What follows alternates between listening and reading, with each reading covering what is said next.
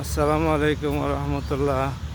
সম্মানিত দর্শক শ্রোতা ভাই এবং বোনেরা, আশা করি আপনারা সবাই সহি সালামতে আছেন। মধ্যপ্রাচ্যের যুদ্ধ নিয়ে দু একটা কথা বলি। ইরান মধ্যপ্রাচ্যের রাজতন্ত্র ভিত্তিক দেশগুলোর উপরে অবিরাম হামলা চালিয়ে আমেরিকান ঘাঁটি ধ্বংস করার পরেও তারা ইরানের উপরে কোনো হামলা চালাচ্ছে না। এমনিতে মধ্যপ্রাচ্যের দেশগুলোর জনগণ রাজাদের উপরে ক্ষিপ্ত। তারা গণতান্ত্রিক ব্যবস্থাকে ধ্বংস করেছে, রাজতন্ত্র কায়েম করেছে, এই সমস্ত কারণে এখন আমেরিকার ইরানের বিরুদ্ধে তারা যুদ্ধে অবতীর্ণ না হলে আমেরিকা অখুশি হবে। হামলার কারণে জনগণের জীবনও বিপর্যস্ত হচ্ছে, কৃষি ক্ষতিগ্রস্ত হচ্ছে, ক্ষয়ক্ষতিও হচ্ছে, ওতেও জনগণ আবার ক্ষিপ্ত হয়ে যাচ্ছে। এখন মধ্যপ্রাচ্যের সরকারগুলো কোন কূলে যাবে? আমেরিকার দিকে থাকবে নাকি ইরানের উপরে হামলা না করে চুপচাপ আমেরিকার ঘাঁটিগুলোতে হামলা করার এই বিষয়টি মেনে নেবে? তারা এখন দ্বিধাদ্বন্দ্বে পড়ে গেছে। ইরানের পক্ষে হামলা করলে আবার আরেকটা কারণে ওই সমস্ত দেশের জনগণ ক্ষিপ্ত হয়ে উঠতে পারে যে আপনারা আমেরিকার পক্ষে থাকার কারণে, ইরানের সাথে যুদ্ধ ঘোষণার কারণে আমাদের এই সুখ শান্তির বিলাসী জীবনের উপরে হামলা হচ্ছে।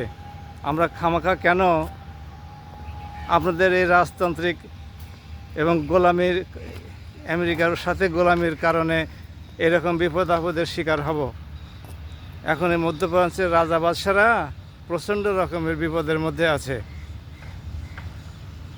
এখন না ইরানের পক্ষে থাকতে পারছে, না ইরানের বিপক্ষে যেতে পারছে। ইরানের পক্ষে থাকা মানে ইরানের উপরে হামলা না করার সিদ্ধান্তে অটল থাকা, আর ইরানের বিপক্ষে যাওয়া মানে ইরানের উপরে আমেরিকার, ইসরায়েলের পক্ষ হয়ে হামলায় অংশগ্রহণ করা।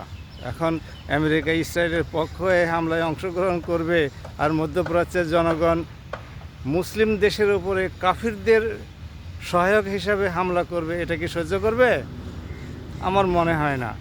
কাজেই আর যদি ইরানের উপরে সত্যি সত্যি শেষ পর্যন্ত আমেরিকাকে সন্তুষ্ট করার জন্য করেই বসে, তাহলেও রাজতন্ত্র বিপন্ন হওয়ার আশঙ্কা আছে।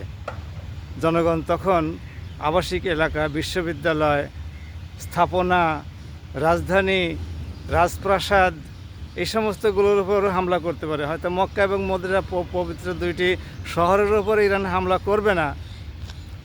ইরানের মিত্র যারা আছে, ইরাকের পপুলার মোবিলাইজেশন ফ্রন্ট, ইয়েমেনের হুতি আনসারুল্লাহ বাহিনী, এরা হয়তো পবিত্র এই দুইটা শহরকে তারা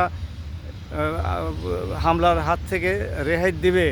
কিন্তু অন্যান্য জায়গায় যখন হামলা শুরু হবে তখন তো জনগণ ক্ষেপে যাবে যে আপনি ইরানের সাথে যুদ্ধ করতে যাওয়ার কারণে আজকে আমাদের এই সুন্দর সাজানো গোছানো শহর, ব্যবসা বাণিজ্য, এগুলো সব ধ্বংস হয়ে যাচ্ছে।